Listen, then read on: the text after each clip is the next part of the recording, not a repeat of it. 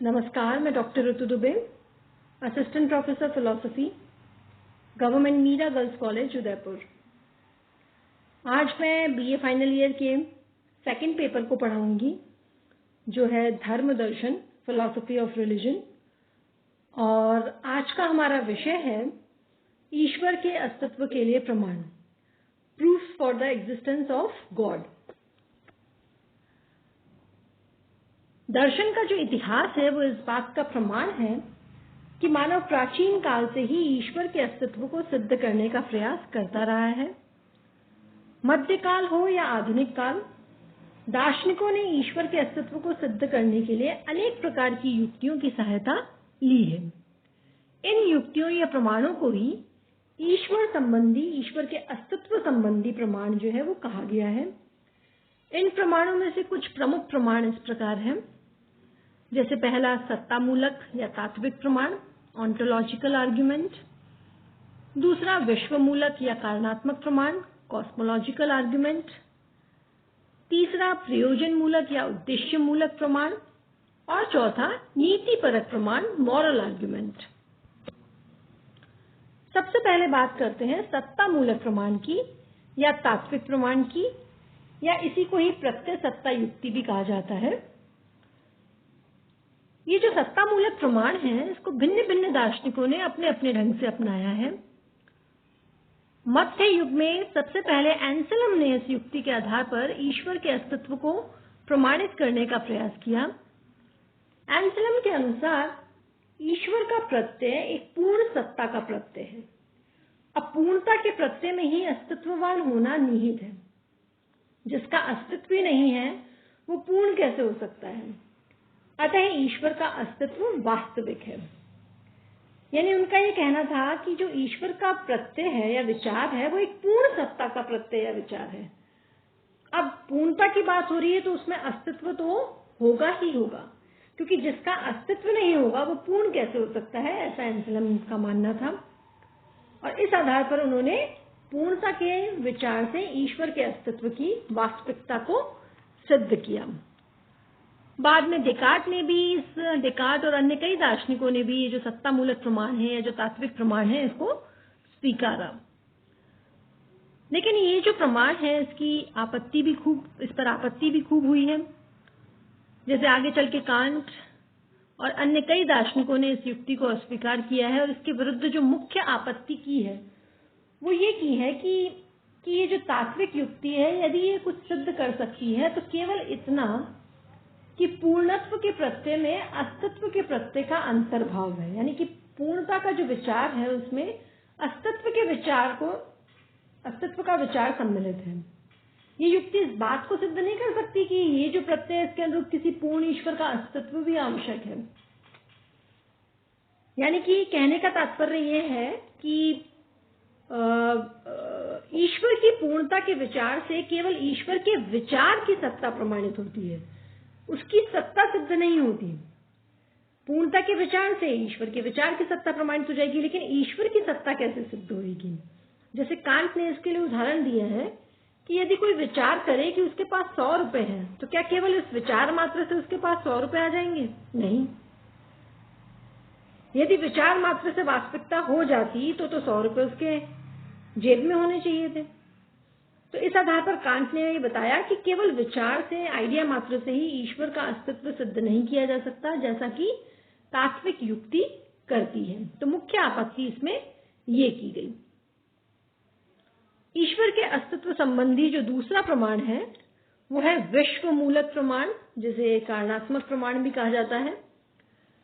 विश्वमूलक जो प्रमाण है ये अत्यंत प्राचीन है, और इस युक्ति का प्रयोग प्लेटो से लेकर आधुनिक युग के दार्शनिकों ने किया है। ये जो युक्ति है इसके मुख्यतः 2 रूप हैं। पहला तो विश्व की आकस्मिकता या आपातिकता पर आधारित युक्ति, और दूसरा है कार्य कारण युक्ति।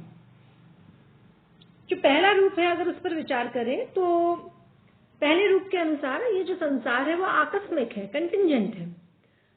आकस्मिक उसे कहा जाता है जिसका कि स्वतंत्र अस्तित्व नहीं हो, जो सर्वदा कायम नहीं हो, है ना, जो जिसका जन्म एक समय होता है, दूसरे समय वो विलीन हो जाता है। सर्वदा वो कायम नहीं होता, उसका स्वतंत्र अस्तित्व नहीं होता। और विश्व जो है वो क्षणिक है, क्योंकि यहाँ की हर चीजें क्षणिक है, उनका नाश होता है। इसी प्रकार हम लोगों का जीवन भी क्षण मात्र है। ऐसे विश्व की व्याख्या जो कि क्षण भंगुर है, जो क्षण में ही नष्ट हो जाए, उसकी व्याख्या स्वयं नहीं हो सकती। इसी हेतु मानव ईश्वर की सत्ता स्वीकार करता है, जो आवश्यक, स्वतंत्र और वास्तविक है। यानी आकस्मिकता की व्याख्या, आकस्मिक कौन है? विश्व।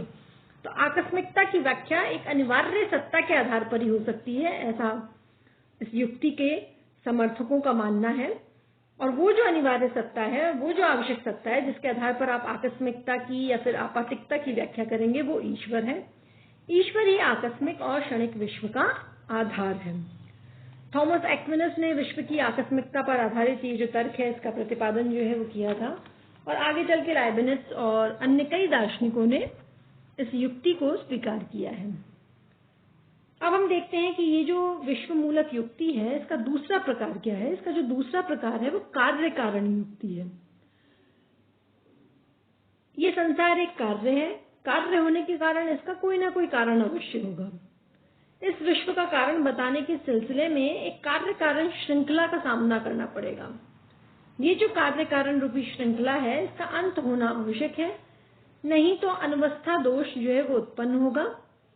अतः सभी कार्यों का एक कारण है जो कि स्वयं अकारण है। इसका मतलब उसका कोई कारण नहीं है, और उस कारण को ईश्वर कहा जाता है। और इसके समर्थक विज्ञान की भी जो है वो सहायता लेते हैं। वो कहते हैं विज्ञान ने भी इस बात की पुष्टि की है और कहा है कि विश्व कार्य है और ईश्वर विश्व रूपी कार्य का कारण है।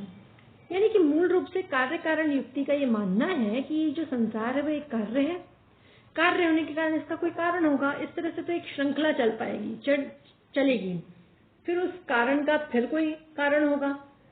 तो इस आधार पर ये जो कार्य कारण श्रृंखला है वो तो अनंत काल तक चलती रहेगी। अनवस्था दोष उससे उत्पन्न हो जाएगा। कहीं तो आपको रुकना पड़ेगा, जो एक ऐसा मूल कारण हो जिसका कि कोई कारण ना हो, जो स्वयं अकारण हो लेकिन सबका वो कारण हो, और उस कारण को इन्होंने ईश्वर कहा है। तो यानी कार्य कारण की जो श्रृंखला है उसमें अनवस्था दोष का निराकरण करने के लिए इन्होंने ईश्वर की सत्ता को माना है, जो कि स्वयं अकारण है, उसका कोई कारण नहीं है। ये जो विश्व संबंधी युक्ति है, इसके विरुद्ध भी कुछ आपत्तियां की जाती रही हैं, जिनमें से एक मुख्य आपत्ति तो ये है कि वो ये कहते हैं कि जैसे ये विश्व एक कार्य है और ईश्वर उसका आवश्यक कारण है, तो कांट इसका खंडन करते हैं। वो कहते हैं कि कार्य कारण की भावना तो हमारे व्यवहारिक जगत का संबंध है, ये तो हमारी बुद्धि का एक विकल्प है।